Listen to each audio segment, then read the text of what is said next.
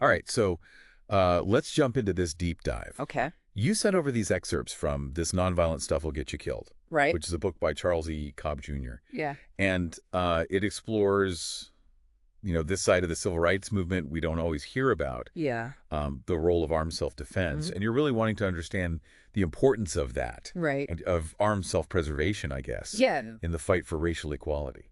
And it's a really important question. I mean, it really challenges the common narrative that we hear about this movement, doesn't it? It does. Yeah, the story that we often hear about the civil rights movement, centers almost exclusively on nonviolence. Right. And so the question that Cobb raises is, was that the whole story? Yeah. And the answer to that is no, not quite.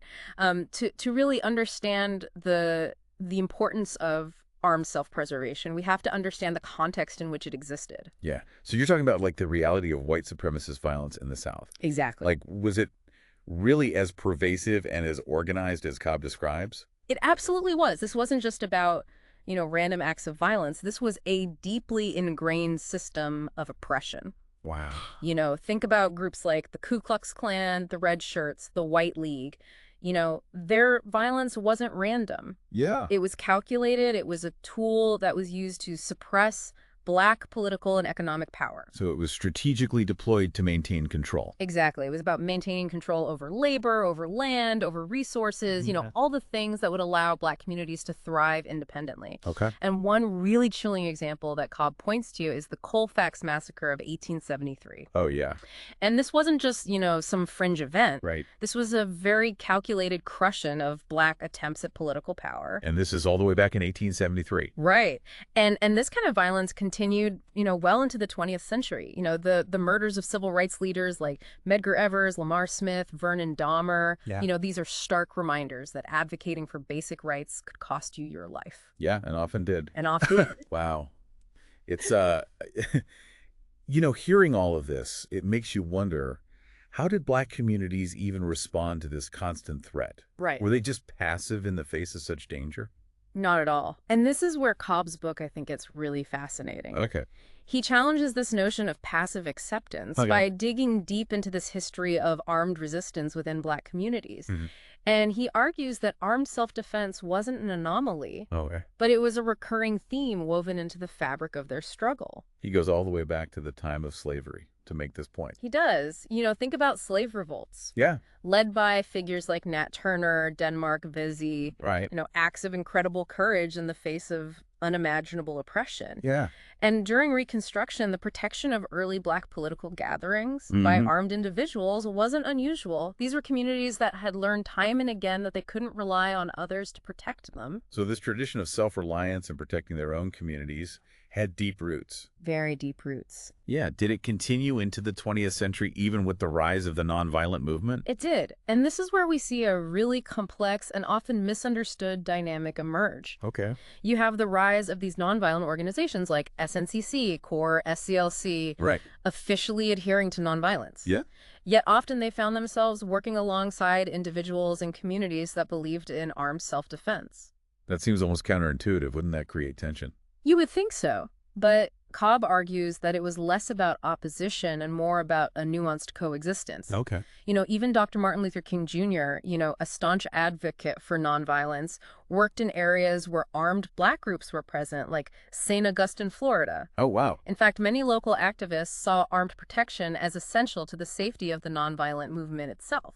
So it was almost like different approaches working in tandem, even if they weren't explicitly aligned. Yeah, that seems to be the case, and Cobb uses some really striking anecdotes to illustrate this. Okay. He talks about Fannie Lou Hamer, who was a prominent figure in the nonviolent movement, but openly kept firearms for protection. Wow. And SNCC organizer Hollis Watkins, who worked in Mississippi, describes how his farmer hosts, strong supporters of the nonviolent movement, went to great lengths to protect him with firearms. It's a reminder of the realities on the ground. It is. The constant threat of violence meant that protection, in whatever form was deemed necessary, was paramount.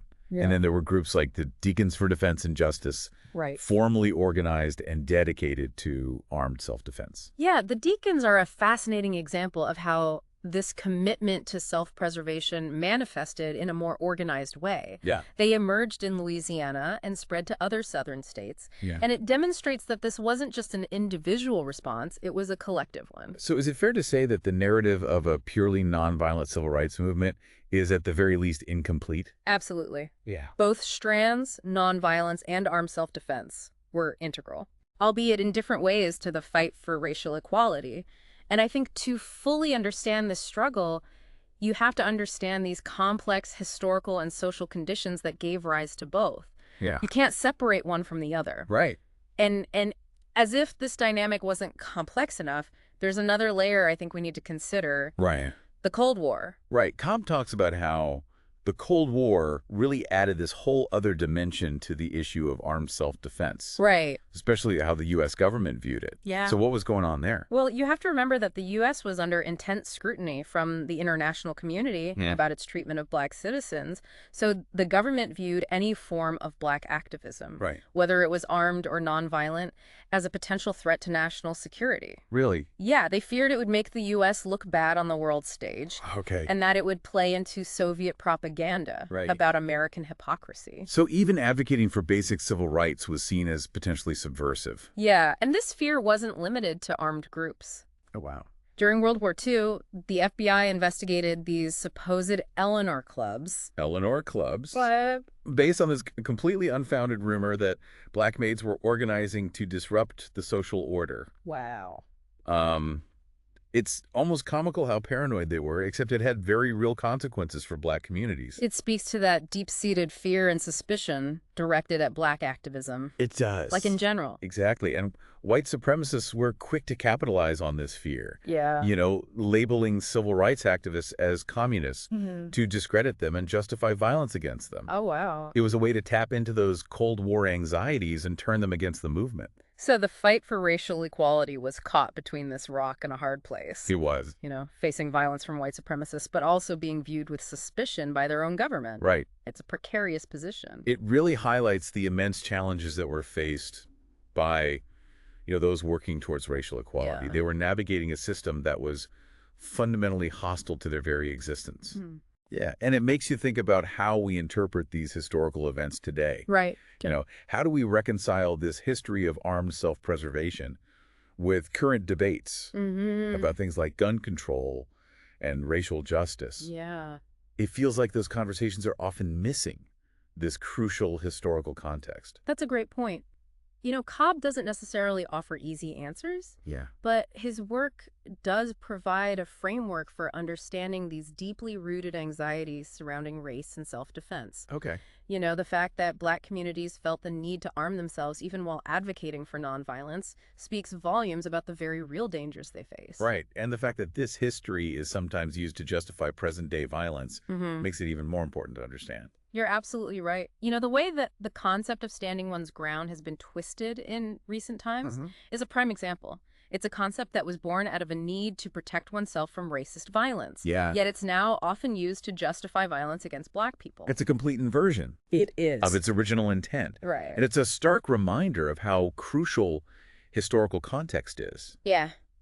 But how do we even move forward? Right. How do we have these productive conversations about these issues without getting bogged down by these historical complexities?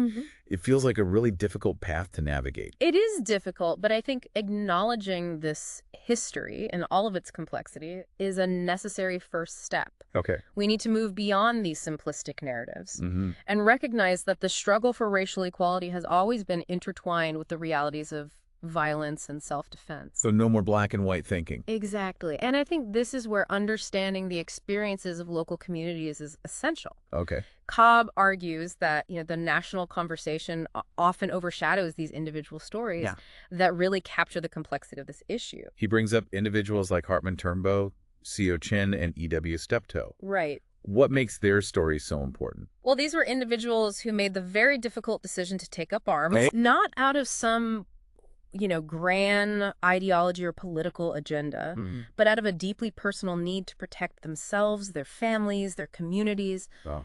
Their stories force us to confront the very real fears and anxieties that drove those actions. It's about understanding those lived experiences Yeah. and recognizing that the Black community wasn't a monolith in its approach to self-defense. Absolutely.